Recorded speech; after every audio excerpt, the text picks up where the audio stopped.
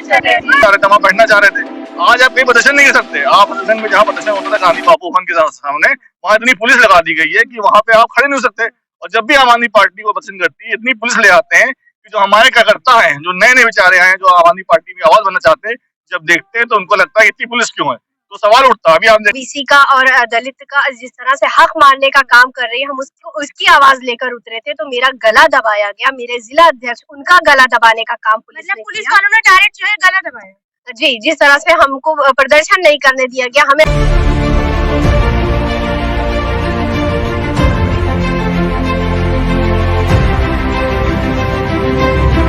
हम लेकर आ रहे हैं A to Z वॉइस, जनगण की आवाज।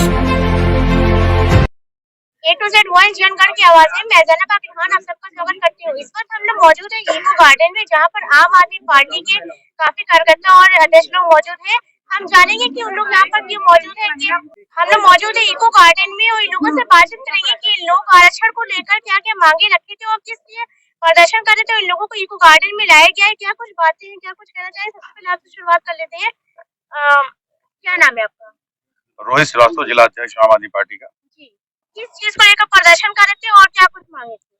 सरकार ने जिस तरीके से ओबीसी आरक्षण, महिला आरक्षण खा लिया है और इन्होंने हर जगह पे, आज सरकार जो बनी है ओबीसी आरक्षण के वजह, ओबीसी की वजह से बनी है, राजनीतिक आग मार रहे हैं। तो इसको लेके हम लोग का प्रदर्शन है पूरे प्रदेश में और आज से शुरुआत हुई है। और जब तक सरकार हम लोग की मांगे नहीं पूरी करेगी, हम लोग सड़कों पे ऐसे ही ओबीसी आरक्षण के लिए लड़ाई करेंगे। और जिस तरीके से आज पुलिस ने गुंडागर्दी की है, महिलाओं का गला दबाया, हमारा भी गला दबाया, लोगों को जिस तरीके से मार ढकेल के इस तरीके से लेके आए हैं, ये बिल्कुल असंवैधानिक तरीका है।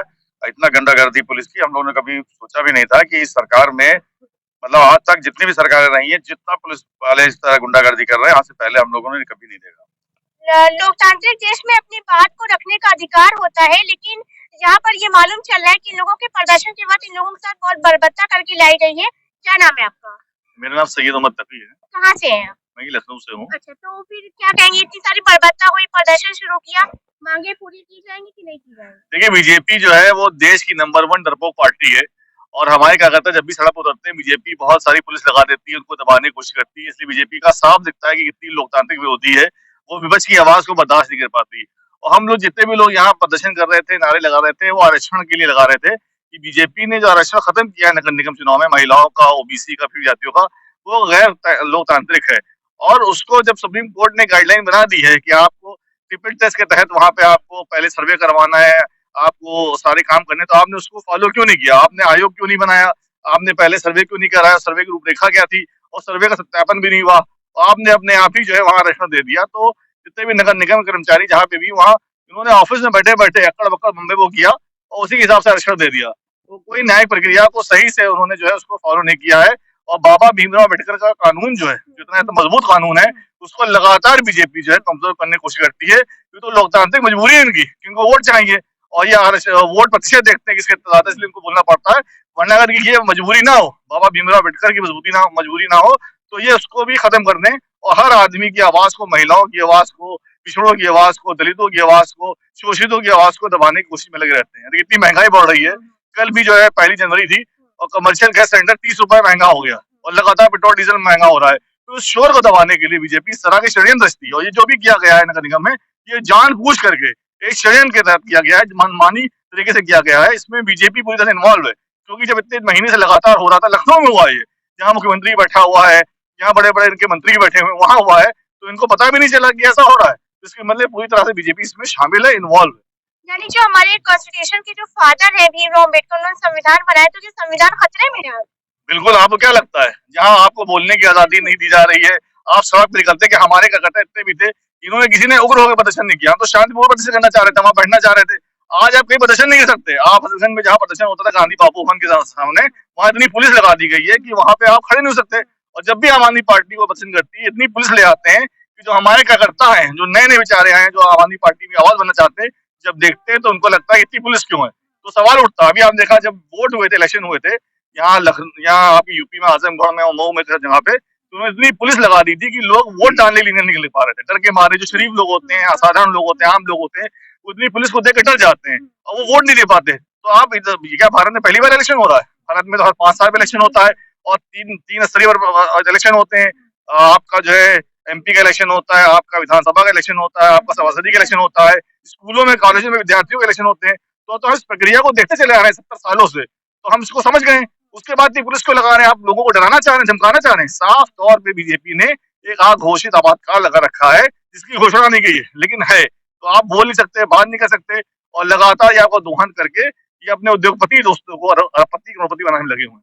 क्या नाम है आपका? इतने इतने उम्र में इतनी उम्र में जो है इस ठंडक में आए हुए हैं, आरक्षण के मुद्दों को लेकर प्रदर्शन कर रहे हैं, लोगों का समर्थन दे रहे। क्या नाम है आपका? मेरा नाम शबीना सिद्दीकी, मैं जिला महासचिव हूँ। वहाँ पे आप आई थी प्रदर्शन करने, पुलिस का क्या कुछ रवैया रहा, क्या कुछ वहाँ पे आप लोगों को जो उनका मतलब रिस्पांस मिला?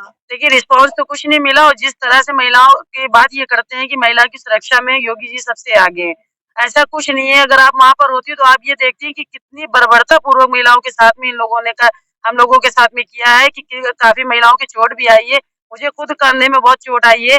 अगर कोई संविधान है तो क्या हम लोग शांतिपूर्वक कोई बात अपनी नहीं कह सकते? ये पूरी तरीके से लोकतंत्र की हत्या कर रहे हैं। क्या नाम है आपका? मेरा नाम मीरम रिजवी है, मैं प्रदेश प्रवक्ता हूँ। अपनी बात रखने के लिए क्या कुछ सहना पड़ा वहाँ पे?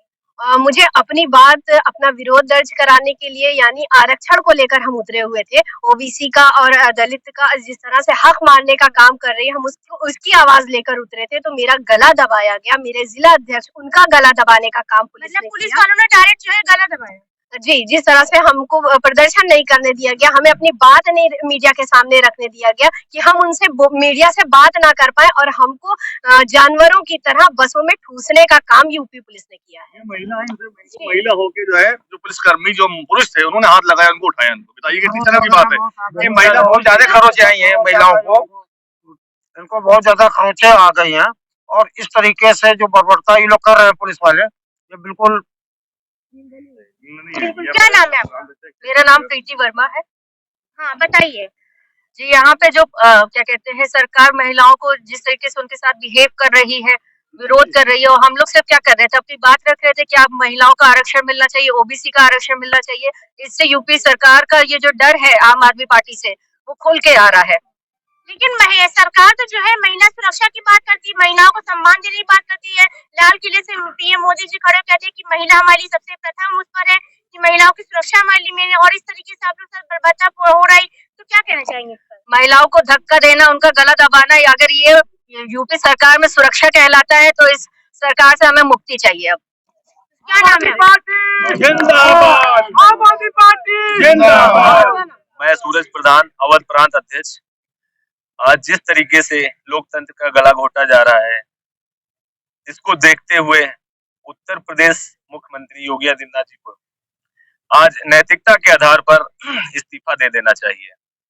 क्योंकि जब समय रहते हुए आपने ना तो कोई आयोग बनाया, ना तो कोई रैपिड सर्वे कराया, ना तो कोई आरक्षण निकलवा करके अगर टाइम से चुनाव करा देते, तब तो इनको मैं मानता कि ये मजबूत सरकार चला रहे हैं। ये हर महीने में फेल है, इनको सरकार में रहने का कोई हक नहीं। लेकिन सरकार पूर्ण बहुमत के साथ आई है, इनका कहना है कि जनता का इनको समर्थन मिला, जबकि एक तरफ देखा जाए तो महिलाओं के साथ बर्बरता हो रही है, पुलिस जो है लाठीचार्ज कर देती है, फिर भी पूर्ण बहुमत से सरकार आ जाती है। मैं इसीलिए तो बोल रहा हूँ कि जब सरकार चलाने में पूरी तरीके से नाकाम है, इसीलिए मैं बोल रहा हूँ इनको नैतिकता के आधार पे इनको इस्तीफा दे देना चाहिए, कुर्सी छोड़ देना चाहिए। क्या नाम है आपका? राकेश तिवारी। क्या कहना चाहिए? महिलाओं को लेकर प्रदर्शन कर रहे थे, अपने हक की बुनियाद पे मांग रख रहे थे, इतना कुछ महिलाओं को सहना पड़ा जो कि मौजूद है। कैमरा पर्सन से कहेंगे एक भीड़ दिखाए, हुजूम दिखाए जो कि यहाँ पे मौजूद है, क्या कहना चाहेंगे इस पर? मैं यही कहना चाहूंगा कि ये जो सरकार चल रही है, इसका मैं नाम ही रख दिया हूँ भारतीय जनलेवा पार्टी। अब भारतीय जनलेवा पार्टी का अगर कोई मुखिया है तो वही उत्तर प्रदेश के मुख्यमंत्री जो अपने को संत कहलाते हैं, योगी आदित्यनाथ। और जो हम लोगों की आज मांग थी ओबीसी आरक्षण को लेकर के थी, जब हम लोग शांतिपूर्ण वहां प्रदर्शन कर रहे थे, अपनी मांग रख रहे थे, क्या इस लोकतंत्र में अपनी आवाज उठाना गुनाह है? क्या इस लोकतंत्र में अपनी हक की बात करना अपराध है? सवाल ध्यान से सुनिएगा, लोकतांत्रिक देश में लोकतंत्र को लेकर सवाल पूछा जा रहा है। ये वो लोग हैं जो खड़े थे, आपको इसके पहले भी दिखाया था। महंगाई और बेरोजगारी को लेकर जब आम आदमी पार्टी कार्यालय पर इन लोगों ने प्रदर्शन किया था, तो वहाँ का लाइव हमने आप लोग को दिखाया कि किस तरीके से बर्बरता पूर्वक उन लोगों को बस में भर के यहाँ पे लाया गया था। आज फिर वही दिन रिपीट हुआ है, इन लोगों ओबीसी आरक्षण को लेकर प्रदर्शन कर रहे थे, यहाँ पर लाया गया। सवाल को ध्यान दीजिएगा कि किस तरीके से इन लोग अपने हक के लिए सवाल पूछ रहे हैं। हम लोग बिल्कुल पूर्ण रूप से शांतिपूर्ण तरीके से अपना प्रदर्शन कर रहे थे, अपनी एक ज्ञापन देने जा रहे थे, जिलाधिकारी के माध्यम से गवर्नर महोदया को ज्ञापन देना था। लेकिन जो योगी सरकार है ये आम आदमी पार्टी के एक एक कार्यकर्ताओं से डरी हुई है, सहमी हुई है। जो स्थिति यहाँ दिल्ली एमसीडी में थी वही स्थिति यहाँ पे है। यहाँ के चुनाव वो कराना ही नहीं चाहती है, वो नहीं चाहती कोई अपनी मांग उठाए। उन्होंने क्यों ऐसा आरक्षण लाया, क्यों इस आरक्षण के विरोध में सबको आना पड़ा? इनकी बात माननीय न्यायालय ने भी खारिज कर दिया, क्यों? इस सवाल का जवाब तो वही देंगे ना। आम आदमी पार्टी जिंदाबाद। आम आदमी पार्टी की काफी कार्यकर्ता लोग मौजूद हैं यहाँ पर जो है।